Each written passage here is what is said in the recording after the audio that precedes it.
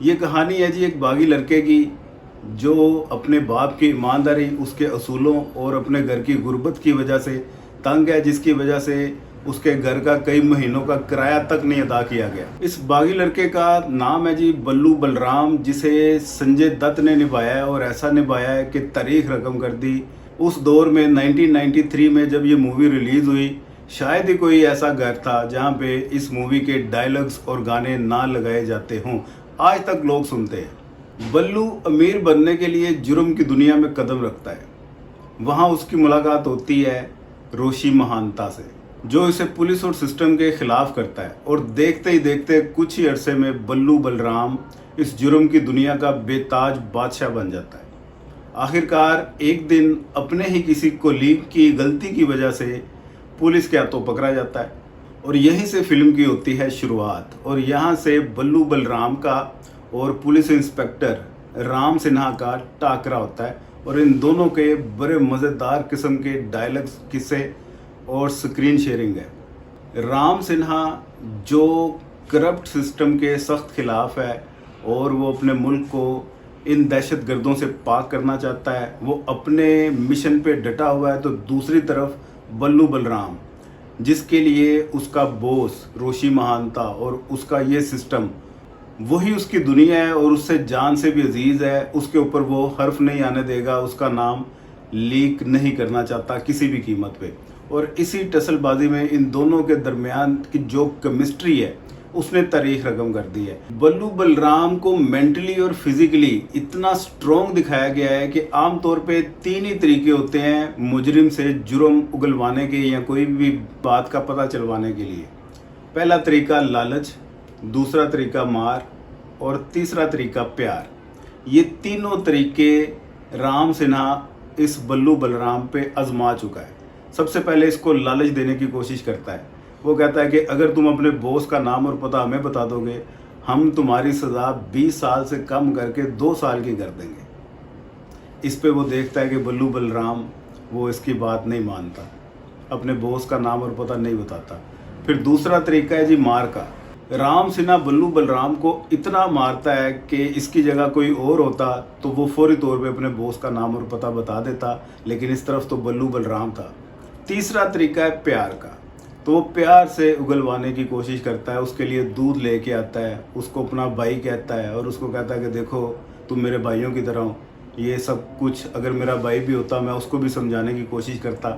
यहाँ पे एक मुजरिम के और पुलिस वाले के जो डायलॉग्स हैं वो भी मैं कहता हूँ कि तारीखी हैं, लेकिन ये तरीका भी बेसूद निकलता है क्योंकि बल्लू बलराम अपने बॉस का नाम और पता नहीं बताता।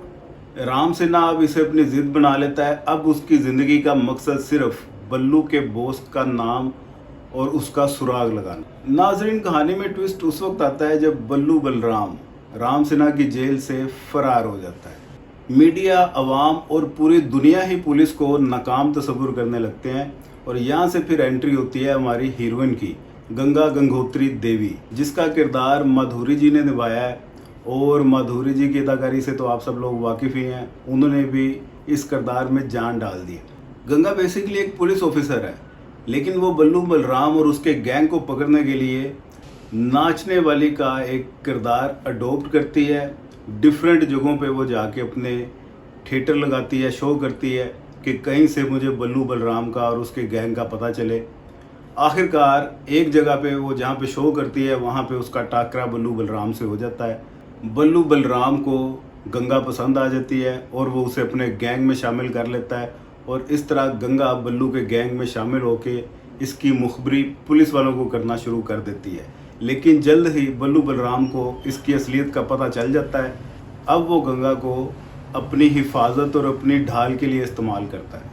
लेकिन यहाँ पे आप लोग एक अजीब चीज़ नोटिस करेंगे, जो बल्लू बलराम का किरदार दिखाया हुआ है, जो स्ट्रॉन्ग कैलिबर का वो हामिल है, वो गंगा के साथ रहते रहते उसके प्यार में इन्वॉल्व हो जाता है, उसके साथ दिल लगा बैठता है, जिसकी वजह से आहिस्ता आहिस्ता अपना गेटअप चेंज करना शुरू कर देता है। बज़ाहिर वो अपने प्यार का इजहार तो नहीं करता, ना ही गंगा ने इजहार किया है, लेकिन उसकी एक अंदरूनी कैफियत है जो उसको अंदर से बदलना शुरू कर देती है। लेकिन जब बल्लू को पता चलता है कि गंगा किसी और से प्यार करती है तो इसका दिल टूट जाता है। अब वो कहता है कि मैं तुम्हें असली खलनायक बन के दिखाऊंगा। फिर एक दिन अचानक बल्लू पुलिस की गिरफ्त में आ जाता है और यही गंगा उसको पुलिस के चुंगल से आज़ाद करवाती है, इसकी हिफाजत करती है और ये पुलिस वालों से दुश्मनी मोल ले लेती है, जो कि खुद पुलिस की ही एक मेंबर इसके सुराग के लिए जो कि तैनात की गई थी। पुलिस वालों को ये शक होता है कि ये इस गिरोह का हिस्सा बन गई है, जिसकी वजह से गंगा को कैद हो जाती है और तमाम दुनिया ये बातें कर रही होती है कि गंगा मुजरिमों के साथ मिली हुई है। पूरी दुनिया गंगा को बदचलन समझना शुरू कर देती है, क्योंकि इसने एक मुजरिम के साथ वक्त गुजारा है और उसे भागने का मौका फराहम किया है। और दूसरी तरफ बल्लू बलराम भी इस बात पे बड़ा खुश हो रहा होता है, कह के लगा रहा होता है कि देखो मैंने पूरे सिस्टम को दोबारा किस तरह से बेवकूफ़ बना दिया। लेकिन अंदर ही अंदर उसका ज़मीर उसे मलामत करता रहता है। अब उसका ज़मीर उसे मलामत क्यों करता है, यहाँ पे किरदार आ जाता है बल्लू बलराम की माँ का। अब बल्लू बलराम की माँ का किरदार अदा किया one of the finest actress of the world, Rakhi ji ने। किस उम्दगी से उन्होंने इस किरदार को निभाया है। एक इकलौता उनका बेटा है जो जुर्म की दुनिया में जा चुका है और 6-7 सालों से अपनी माँ से एक दफ़ा भी मिलने तक नहीं आया। अब यहाँ पे एक ममता की और एक बेटे की फीलिंग्स, अटैचमेंट, वो आपको कई जगह पे फील होगी। ख़ास तौर पे एक सीन जहाँ पे ये पूरी दुनिया से छुप के बल्लू बलराम भाग रहा होता है, एक चर्च में जाके पनाह लेता है और उसी चर्च में उसकी माँ भी उसको मिल जाती है। वहाँ पे इन दोनों की जो अदाकारी है, लिटरली आंखों में आंसू आ जाएंगे आपकी।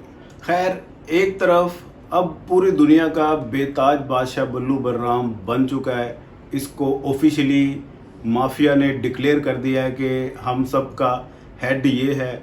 और दूसरी तरफ गंगा गंगोत्री देवी, उसको अदालत सज़ा सुनाने जा रही होती है, गंगा की पेशी चल रही होती है। ऐसे में एक सरप्राइज़ एंट्री बल्लू बलराम की उस अदालत में होती है और वहाँ पे जाके ये कन्फेस कर लेता है कि असल में गंगा बेगुनाह है और उसे वो आज़ाद करवा देता है और ख़ुद कानून की गिरफ्त में आ जाता है, अपने आप को अदालत के हवाले कर देता है और यहीं से फिल्म एंड हो जाती है, जो कि बहुत सारे क्वेश्चंस छोड़ जाती है दिमाग में, जिसका एंड पे ये फिल्म वाले नतीजा खुद ही डिक्लेयर कर देते हैं कि सुबह का भूला शाम को अगर घर आ जाए तो उसे भूला नहीं कहते।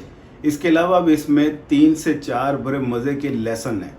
एक तो ये कि माँ का हद से ज़्यादा प्यार और बाप की हद से ज़्यादा नफ़रत वो बच्चे को डिट्रैक्ट करती है। ख़ास तौर पे जब वो टीन एज होता है, उसे आपकी तवज्जो की बहुत ज़्यादा ज़रूरत होती है। ऐसे में उसको डिट्रैक होने से आप बचा सकते हैं। एक लेसन तो जो मुझे समझ आया ये है। चैनल को सब्सक्राइब कर दीजिएगा। अपना ढेर सारा ख्याल रखिएगा। खुदा हाफिज़।